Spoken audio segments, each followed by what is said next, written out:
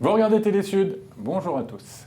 Qui n'a pas déjà entendu « Éloigne-toi de la télé, ne te mets pas si près, ne reste pas planté devant l'écran ».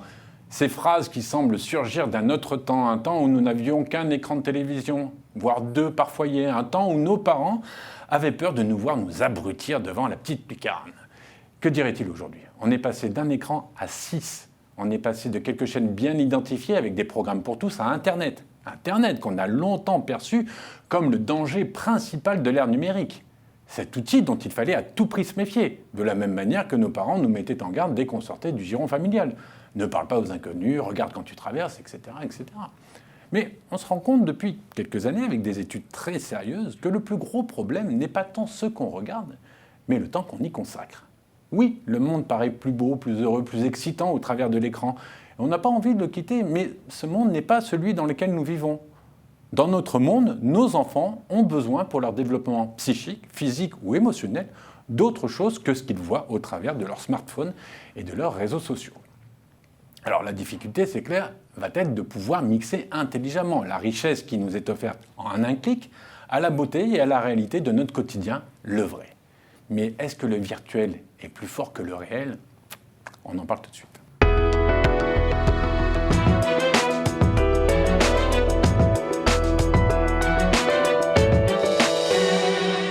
La télévision n'est pas toujours un jeu d'enfant. Parents, le Conseil supérieur de l'audiovisuel vous accompagne dans la protection de vos enfants. Ne les exposez pas aux écrans avant l'âge de 3 ans. Avant 8 ans, privilégiez les programmes pour enfants. Pensez à limiter le temps devant l'écran. Et respectez la signalétique. Parents, enfants, la télévision, c'est mieux quand on en parle. Pour plus d'informations, www.csa.fr. Pascal Neveu, bonjour. Bonjour Laurent. Vous êtes psychanalyste et directeur de l'Institut français de psychanalyse active. Alors, une fois n'est pas coutume, on a démarré par ce spot de prévention du CSA. D'abord, qu'est-ce que vous en pensez, vous ? Il est très bien. Alors peut-être qu'il devrait être un petit peu plus offensif également pour responsabiliser les parents et faire en sorte effectivement qu'il y ait un dialogue entre les enfants, les parents sur la façon dont on va vivre ce rapport aux écrans, ce rapport entre la réalité et quelque chose qui peut être davantage fantasmé à travers ces écrans, que ce soit la télévision mais également les ordinateurs. Je vous coupe parce que vous me parlez de dialogue entre les parents et les enfants, mais là en l'occurrence, un spot comme celui-ci, est-ce qu'il est diffusé sur le bon canal parce que les enfants ne regardent plus les écrans? Plus personne ne regarde. De toute façon, ce genre de communication ne perce, en tout cas diffuse comme cela, mais on ne les perçoit plus. Mais ce qui est le plus important, c'est de rappeler qu'effectivement, au niveau de toutes les études, ce sont des milliers d'études qui nous rappellent qu'un enfant de moins de 3 ans ne doit pas être en contact avec un écran. C'est malgré tout utile? C'est plus qu'utile. De toute façon, c'est de la responsabilité de la santé publique, du ministère de la Santé. L'ancien ministre de la Santé, Agnès Buzyn, a bien précisé qu'effectivement, il ne fallait pas qu'il y ait de contact d'écran avec les enfants en dessous de 3 ans. Alors, d'abord, ce que je vous propose, c'est qu'on va faire un petit état des lieux avec un sujet qu'on va regarder et on va revenir derrière et on parlera de santé publique, on parlera des parents, on parlera de tout le monde. On regarde juste le sujet maintenant. Depuis une quinzaine d'années, Internet a révolutionné nos vies, et plus particulièrement celles de nos enfants, qui se sont définitivement appropriés les nouvelles technologies. Téléphone, tablette, écran, console de jeu, rien n'échappe à la boulimie de ces ultra-consommateurs. Si les dangers du web inhérents à cet accès illimité sont connus de tous, violence, pornographie, racisme, d'autres bien plus pernicieux et dommageables dans le temps sont moins évidents. Tout particulièrement l'exposition prolongée face aux écrans. Avec des contenus et des applications toujours plus adaptés et chronophages, nos enfants, dès le plus jeune âge, les utilisent de façon excessive, ce qui génère des dommages et les détourne d'autres activités jugées essentielles pour leur développement psychique, physique et émotionnel. La sédentarité est un des nouveaux fléaux chez les jeunes du monde entier. On parle d'épidémie de la paresse. Un phénomène d'autant plus inquiétant que l'impact de la sédentarité sur la santé est aujourd'hui bien établi. Risque accru de surpoids, de maladies chroniques, moindre performance en termes d'apprentissage. Alors, que faire ? Si les gouvernements alertent le grand public avec des campagnes de prévention, d'affichage et de signalétique, est-ce suffisant pour lutter face à tous les acteurs numériques surpuissants qui savent où sont leurs clients de demain et qui n'ont aucune intention de les laisser détourner leur regard des écrans ? I think the other concern, as I say, is the temptation, or at least the desire for young children to be online all the time, rather than out playing and just being kids. Apprendre, jouer, communiquer, s'informer, les écrans sont indispensables à notre quotidien, mais ils ne doivent pas se substituer aux parents qui parfois, dépassés par un quotidien pénible, abandonnent leurs enfants aux écrans. C'est notre responsabilité à tous. Le sujet termine par « c'est notre responsabilité à tous », vous le pensez aussi? Parce qu'on est en train de préparer quoi, la société de demain, c'est ça? Oui, c'est ça, il faut penser à ses enfants, à ses petits-enfants, et les accompagner dans quelque chose qui est inéluctable, c'est-à-dire le fait que les nouvelles technologies vont, les 4e génération, 5e génération, Internet, etc., seront indispensables à notre vécu. On ne peut pas passer outre, on passe des heures par jour et par semaine connectés même à table, connectés avec ses propres enfants, sans les accompagner justement de manière responsable sur qu'est-ce qui est bon et qu'est-ce qui est moins bon, en fait, dans la relation avec l'écran, dans ce que je vois, dans ce que j'apprends, dans ce que je n'apprends pas et dans ce que je dois découvrir dans ce monde. Alors, vous me dites, on doit les accompagner, mais là, on parle de technologies qui ont au maximum une vingtaine d'années, qui sont maîtrisées par peu de gens, à part, même si ça l'est de plus en plus. Les études, ce sont des études de chercheurs qui se sont penchés dessus. On ne peut pas en vouloir d'abord à l'environnement proche, je pense aux parents, à l'éducation nationale qui doit avoir un rôle certainement à jouer. Ce qui est le plus important, c'est justement d'être dans un rôle d'adaptation par rapport à ces écrans. Comment je peux m'en servir comme un outil d'émancipation, de développement de moi-même sur le plan intellectuel, cognitif, moteur. La grosse problématique actuelle, c'est que toutes les études démontrent très bien que un enfant qui va être surexposé aux écrans va avoir moins de capacité cognitive, moins de capacité motrice qu'un autre. C'est-à-dire qu'à un moment donné, il ne faut pas rester passif par rapport à cette exposition aux écrans. Il faut rester actif. C'est-à-dire à quel moment je sature, à quel moment je suis capable d'ailleurs de me dire que je sature, à quel moment, c'est ça, à quel moment je me responsabilise également en me disant j'ai un trop-plein d'informations et j'ai besoin, quoi qu'il en soit, de vivre un lien social réel, pas virtuel à travers des réseaux sociaux, pas virtuel à travers... J'entends ce que vous êtes en train de me dire, mais allez dire à un jeune de maintenant qu'il n'a pas de lien social en restant avec son écran. Il va vous dire bien au contraire. J'ai plus de lien social parce que je peux parler avec des amis à travers le monde, à n'importe quelle heure du jour et de la nuit. On s'échange des choses que je ne pourrais pas avoir en étant au quotidien dans un parc, en train de jouer au foot ou que sais-je, quoi. Oui, mais justement, c'est toute la grosse problématique. C'est-à-dire, à un moment donné, on va tomber dans une souffrance du lien social qui va nous rendre de plus en plus égocentriques envers nous-mêmes, nous amener à des comportements qui sont peut-être un petit peu plus déviants, entre guillemets, dans le bon sens du terme, mais également couper justement ce qui est du relationnel, mais simplement local. Quand vous êtes en train de discuter avec moi en face à face, là, on n'est pas à travers un écran. La façon dont nous pourrions discuter à travers un écran ne serait pas du tout la même. Pourquoi ? Parce qu'il y aurait justement ce barrage, il n'y aurait pas ce ressenti émotionnel que nous avons là en communiquant tous les deux. Là, on parle de l'émotionnel. Dans le sujet, on parlait des problèmes psychiques. Psychique, ça va concerner quoi ? Ça va concerner effectivement des personnalités qui, parce qu'ils seront dans une rupture relationnelle avec l'autre, sur une rupture également émotionnelle et affective, peuvent devenir un petit peu plus paranoïaques parce que ce monde sera davantage virtuel que réel. C'est intéressant. Réel, en fait. Ouais, c'est pas forcément avoir peur du réel. C'est-à-dire que à travers le nombre d'informations que l'on collecte via ces écrans, eh bien, on n'est pas forcément dans une réalité et dans une vérité relationnelle. On peut raconter n'importe quoi. La désinformation est multiple actuellement. Ce qui est le plus important, c'est d'être dans un bon équilibre entre le réel et le virtuel. On ne peut pas passer outre ces écrans. Internet, les réseaux sociaux, etc. Mais se dire que le contact avec l'autre, il est le plus important parce qu'il va nous raconter la réalité de la vie, la réalité du vécu. Nous contredire également. Il est trop facile, effectivement, de ne pas être dans une contradiction, de raconter des pseudo-vérités à travers des écrans. Et d'être, à travers différentes phases d'âge, plus vulnérable. Et on se construit à travers, effectivement, cet extérieur qui n'est pas que la famille, qui n'est pas l'extérieur social, l'école, les enseignants, etc.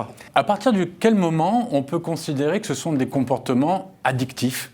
Et l'addiction est une maladie, une pathologie. On associe souvent ce mot à ce qu'il y a de pire, la drogue, l'alcool, la violence. À partir de quel moment on considère, est-ce qu'en tant que parent, on est à même de pouvoir se dire « mon enfant est addict » ? C'est le nombre d'heures qu'on va passer derrière un écran. Et effectivement, on est sur des mécanismes hormonaux, psychiques, qui font qu'il y a une addiction à l'écran. C'est facile de se protéger. Et puis, plus, comme vous précisiez à l'instant, il y a une prise de poids, il y a une distanciation sociale avec l'autre qui fait qu'on se protège derrière un écran et qu'on va se constituer un monde cérébral, une sorte de quatrième dimension qui va nous amener à des comportements psychiques un petit peu plus troubles. Donc on est sur une évolution psychique qui nous pose question actuellement. On ne sait pas vers quoi on va advenir, en quelque sorte. Et l'être humain, il se construit à travers cet advenir. C'est ce que je suis actuellement. Il est conditionné par rapport à ma relation avec l'autre, par rapport au monde non réel et qui est présent à travers ces écrans. Oui, mais par exemple, quand moi je fais du binge série, c'est-à-dire que je vais me regarder une série, les 12 épisodes d'un coup, c'est pas pour ça que je vais donc potentiellement passer 12 heures devant l'écran, c'est pas pour ça que je suis addict. Non, mais tout dépend si vous regardez les épisodes dans la totalité, oui, c'est-à-dire vous passez 12 heures, oui. Tout comme on le voit effectivement dans les addictions au jeu également. Et vous avez des gens, on voit très bien au niveau hormonal, qui vont être plus vulnérables, plus sensibles effectivement à cette sensibilité de l'écran, parce que justement ils seront protégés. Il ne faut pas oublier que la personnalité, elle a besoin de vivre à travers des mécanismes de défense, à travers une société qui est de plus en plus violente actuellement, qui est compliquée à vivre. Et l'écran permet cela également, de rester chez soi et de ne vivre qu'à travers un monde qu'on fantasme et qu'on surréalise. Et plus on avance, plus on a peur d'aller se confronter. Bien évidemment. Donc c'est une spirale, mais totalement infernale. Alors j'ai été étonné, c'est qu'en préparant l'émission, les filles seraient beaucoup plus concernées que les garçons. Mais parce que les filles, elles ont un développement qui est, comment dire ça, plus vulnérable, parce que plus sensible, parce que davantage pointé du doigt par la société. Un garçon, il va pouvoir évoluer facilement, même au niveau de l'adolescence. Il est davantage valorisé qu'une fille qu'on va condamner, qu'on va devoir gangréner. Il y a des raisons culturelles, religieuses, etc. Et il est évident que les transformations également psychiques, les transformations du corps font que la fille va davantage se protéger à travers les écrans et vivre à travers des jeux, à travers des réseaux sociaux, à travers des communications, des blogs, etc. Ceux qu'on pointe souvent du doigt comme étant les coupables de laisser les enfants passer des heures et des heures devant l'écran, ce sont les parents. Est-ce qu'ils sont les seuls responsables selon vous ? Ils sont co-responsables, on va dire. Je ne veux pas condamner une catégorie par rapport à une autre, mais il est évident que, par exemple, des adultes, on a vu des études précisant qu'un adulte ne peut pas passer 10 minutes sans regarder immédiatement son smartphone. Lors des repas, il regarde toutes les 20 minutes son smartphone pour différentes informations, etc., ses emails et compagnie. Et ça vient corrompre, entre guillemets, la relation naturelle. Comment être une valeur d'exemple ? Comment demander à mon enfant ne fais pas ceci, ne fais pas cela, quand en même temps qu'on lui dit, on lui dit attends 2 secondes, je regarde, je viens de recevoir un SMS. Mais rappelez-vous l'époque où effectivement on interdisait la télévision pendant les repas. Le repas, c'est quelque chose qui est extrêmement convivial. Quand on fait pénétrer quelqu'un d'autre à travers un écran, que ce soit la télévision, que ce soit Internet, que ce soit YouTube, etc. Effectivement, on fait rentrer un inconnu. Et cet inconnu-là, comment il pénètre notre inconscient, comment il pénètre et il disrupte en fait totalement notre comportement naturel. Il y a des parents qui pensent bien faire aussi, des fois en donnant des applications éducatives, en pensant que... toujours en préparant l'émission, il y avait l'exemple de cette mère qui très tôt a donné à son enfant la possibilité d'apprendre à lire, à écrire, et quand l'enfant est arrivé à la maternelle, il n'avait aucun sens de sociabilité et il ne parlait à personne. C'est ça, c'est comment redevenir actif par rapport à ces écrans, maîtriser les écrans de manière positive. Tout n'est pas blanc, tout n'est pas noir à travers ces écrans. Il y a plein de choses éducatives, pédagogiques qui sont très intéressantes. Mais justement, comment on va corréler la relation entre parents, éducants, enfants, pour amener l'enfant à apprendre certains éléments, les mathématiques, l'élocution, la lecture, les langues étrangères, etc. Il y a plein de tutoriels qui sont extrêmement intéressants, mais comment on le vit dans une famille, dans une systémique familiale, où finalement on se sera adapté face à ces nouvelles communications, à ces nouveaux écrans, et qui nous permettent finalement de vivre à la fois dans l'irréel et dans le réel, et dans la relation sociale avec l'extérieur. De nouveau, il faut corréler, être en osmose entre l'intérieur et l'extérieur. Alors, vous parlez d'intérieur et extérieur. Là, on va aller à l'extérieur, on va même aller loin, on va aller au Togo, où, écoutez, on a tous les mêmes problèmes. On regarde. Cette salle de jeu, située dans une banlieue de la capitale Lomé, ne désemplit quasiment jamais. Aussi bien en vacances qu'en période de cours, des adolescents des quartiers périphériques y viennent faire du jeu vidéo. Aux heures libres, certains élèves n'hésitent pas à y passer quelques minutes avant de retourner en classe. Et je suis passionné de la PlayStation. Je n'hésite pas à passer mes heures creuses en salle de jeu pour me divertir, mais je fais en sorte que mes heures de jeu n'empiètent pas sur mon emploi du temps scolaire. Difficile aujourd'hui de se passer des écrans et des nouvelles technologies, notamment les smartphones ou les ordinateurs.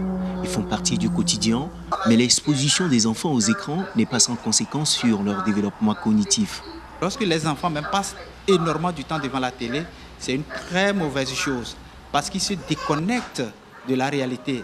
L'être humain est un être social. Quand il passe trop de temps devant la télé, il est déconnecté de l'environnement social et par conséquent, il est en train d'évoluer à mener une vie solitaire. Sur le plan sanitaire, les comportements associés aux écrans seraient aussi à l'origine du surpoids. Outre ces conséquences, il faut dire que l'exposition des enfants aux programmes obscènes ou violents constitue un risque énorme à leur éducation. Face à cette situation, la responsabilité des parents est grande. La responsabilité des parents, elle est totale. Il faudrait qu'ils en prennent conscience et faire des programmes spécifiques avec leurs enfants et leur accorder un petit temps ou bien leur donner le temps de la télé de façon progressive en fonction de leur âge. Cette mère de famille est très attentive au divertissement de sa fille. Pour lui éviter de passer beaucoup de temps devant la télé, elle lui a établi un emploi du temps personnel qu'elle est censée respecter. Elle est déjà habituée à un rythme donné parce qu'elle sait que de retour de l'école, après le repos, et il faut passer aux exercices donnés par le professeur. Je veille à ce qu'elle fasse l'exercice de maison. Les effets des écrans sur les enfants ne sont pas cependant que négatifs. Ils peuvent également avoir un impact positif dans certaines situations. Dans tous les cas, le tout serait de trouver un équilibre entre autorisation et interdiction et limiter le temps d'utilisation pour consacrer du temps aux autres activités. Alors, il y a deux mots qu'on entend souvent, c'est équilibre et parents. Alors, l'équilibre, on l'a très bien compris, mais ça va être la grande difficulté pour tout le monde, de trouver justement cet équilibre entre comment on utilise et comment on n'exagère pas et comment on arrive à restreindre sans être tout de suite considéré comme père fouettard ou autre. Et puis, parents. J'ai l'impression quand même, malgré tout, que les parents, on leur demande, on les culpabilise un petit peu parce qu'on leur demande de maîtriser quelque chose qui, pour beaucoup encore, ne maîtrisent pas complètement. Et souvent, les enfants font croire qu'ils en savent un peu moins, alors qu'ils en savent un peu plus, et ils savent se servir de certaines applications pour détourner une autorité. Les parents sont les grands condamnés dans cette histoire, dans ce jugement. Ouais. Mais justement, ce qui est important, c'est que de bien se rappeler qu'en fait, on a un a priori énorme, c'est-à-dire que l'enfant connaît et maîtrise parfaitement ces outils, les écrans informatiques, en tout cas, c'est etc. ce que souvent ils nous disent. Hein. Oui, c'est ce qu'ils nous disent, mais ils nous bluffent et d'un autre côté, ils nous apprennent énormément. Et de nouveau, c'est ce que je disais précédemment, c'est là où il faut créer une relation, une interaction entre parents, enfants, donc éducatif, pédagogique, sanctionnant parfois également. On le voyait à travers le reportage, cette mère de famille qui précisait, voilà, 1 heure d'écran, elle n'avait pas l'air de rigoler, hein, bon, écoutez, moi je préfère quelqu'un qui a effectivement une haute morale, qui va avoir une haute morale pédagogique et on va pouvoir la fléchir à un moment donné, plutôt que quelqu'un qui n'en a pas et on ne pourra rien faire. Mais bon, ça c'est un autre sujet. Mais c'est un sujet de santé publique extrêmement important. Il ne faut pas condamner les parents. Il va être très facile pour bon nombre de parents de se dire je laisse effectivement une latitude à mes enfants parce que le soir je suis fatigué, c'est compliqué, je peux être effectivement aussi divorcé, structure monoparentale, c'est très complexe. Ça peut facilement se substituer. C'est très complexe. Mais de nouveau, le dialogue et l'interaction entre parents et enfants est primordial parce qu'on va s'apprendre les uns les autres. Parce qu'on n'a pas réfléchi comme un enfant qui est dans ce milieu-là, qui va structurer son psychisme et son intellect de manière différente de nous, nos anciennes habitudes, où nous avions des petites consoles, rappelez-vous, où on jouait, il y avait une balle mais je fais exprès. Mais donc, c'est tout à fait autre chose. Et les jeux actuels, par exemple, les jeux en réseau sont tellement hyper réalistes que là, il y a une confusion avec le réel. Le danger, il se situe là. C'est pas sur le fait qu'on ait des jeux dangereux, c'est le fait qu'à un moment donné, il y a une confusion entre le réel et puis le virtuel. C'est-à-dire qu'on balance dans un monde et malheureusement, le monde actuel est violent. Mais là, vous me parlez de gens qui potentiellement, même si c'était pas un jeu, ils pourraient basculer dans autre chose en écoutant. Et je me souviens d'une époque où on écoutait les disques à l'envers, on entendait soi-disant les messages du diable. Non, mais donc c'est les mêmes, ce sont les mêmes. Ça se perpétue, mais maintenant, effectivement, on l'adapte en fonction des modes. On trouve un nouveau substitut.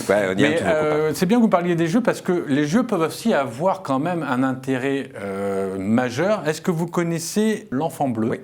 Alors, je voudrais juste en dire un mot. L'Enfant Bleu, pour ceux qui ne savent pas, l'Enfant Bleu, c'est un personnage l'Enfant Bleu a créé un personnage qui existe dans le jeu Fortnite. Et ce personnage permet à un enfant qui serait potentiellement maltraité ou dans un vase clos familial compliqué de pouvoir alerter que les choses ne vont pas bien. Ça, pour le coup, on se sert de l'écran, on se sert de l'outil pour pouvoir en faire quelque chose d'ultra positif. Mais tout comme à un moment donné, on avait les livres de contes et légendes qui nous apprenaient, etc., et d'alerter, ça a une vertu énorme. C'est pour ça qu'on ne peut pas cracher sur les écrans, on ne peut pas cracher sur ce monde virtuel. Il y a des possibilités de communiquer avec des personnes, avec des enfants également, qui sont en grande détresse, qui ont besoin d'alerter face à leur souffrance. Mais ça, il faudrait le faire plus, parce que après, on peut... à moindre mesure, il y a les jeux où il faut bouger pour pouvoir progresser dans le jeu, qui peuvent permettre aux enfants de faire de l'activité.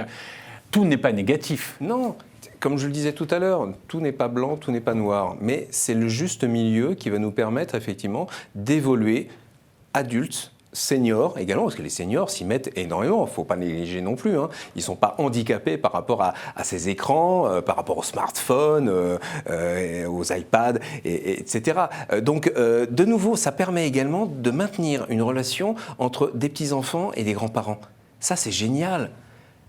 C'est éducatif, ça permet la transmission, ça permet de rester dans le temps. Donc on revient au mot de tout à l'heure, c'est l'équilibre. Il faut trouver un équilibre. Alors on va arriver au terme de l'émission malheureusement, parce que comme à chaque fois quand c'est intéressant ça passe vite. Juste un mot sur des gens qui ont peu d'équilibre et n'ont qu'un seul objectif, ce sont les GAFA, l'univers des réseaux sociaux, qui eux pour le coup n'ont aucun intérêt à ce que les enfants détournent le regard des écrans. Comment on fait pour lutter? Est-ce que c'est avec le spot qu'on a vu tout à l'heure, une campagne d'affichage? Comment on fait pour lutter face à ces mastodontes? Est-ce que le combat est perdu d'avance? Il est perdu d'avance. Moi, je sais parfaitement, il y a 10 ans de cela, j'étais en discussion avec la grande patronne Facebook aux États-Unis qui me dit à un moment donné, mais tu habites où? Et elle me dit, mais voilà, quels sont tous tes comportements par rapport à ton habitation, etc. C'était il y a 10 ans. Vous imaginez l'évolution depuis. Elle sait que vous êtes là maintenant. Ce qui est très important, possible, je la salue. Ce qui est le plus important, c'est la protection parentale. C'est de discuter avec ses enfants. On ne peut pas leur interdire, quoi qu'il en soit, les écrans.